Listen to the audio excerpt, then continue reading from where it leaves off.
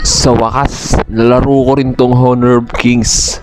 Talagang bala ko na rin talaga lumipat dito sa Honor of Kings. Wala masyado na kasing mahihina yung nakakalaban ko sa ML. Di, joke lang. So ayun guys, dito guys, nagtry ako mag Honor of Kings.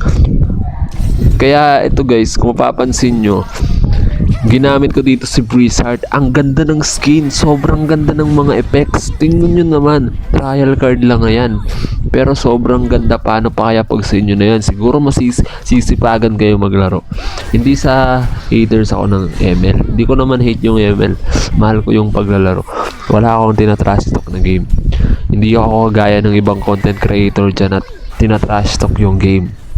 Talagang gusto ko lang muna magpahinga dito sa Honor of Kings kasi malapit na rin naman yung end season sa ML at napakalupit din naman talaga kasi tingnan nyo naman, ang ganda ng effects ng mga skin. Tingnan nyo, yung first skill niya bumabato ng payong, yung second skill niya crowd control, lumilipad talaga kapag tinamaan. Ito gumugusto, ito si Lam, gumugusto yung isa kala mo talaga tatagos no. Tapos ito, ang ganda din ng ultimate niya dito kasi yung ultimate niya parang may bumabagsak na apoy galing sa kalangitan. So ito guys, kung mapapansin nyo, double kill na tayo.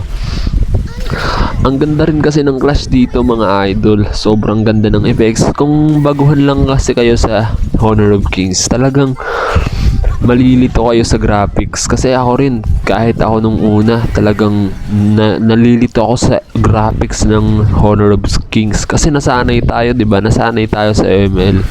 Kaya eto guys, siguro sanayan lang talaga.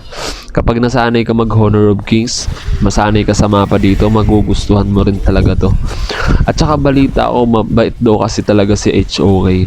Kaya sinubukan ko rin muna mag HOK. Kung hindi man ako pumaldo dito, ayos lang. Kasi gusto ko rin naman talaga maglaro ng Honor of Kings matagal na. Pero sana naman, wag naman sanang hindi. Supportan nyo na lang ako guys, bagong content creator ng Honor of Kings. At hanggang dun lang, hanggang sa muli, paalam. Saan susunod guys? Comment na kayo, tulungan nyo ako kung paano mag Honor of Kings. Bye.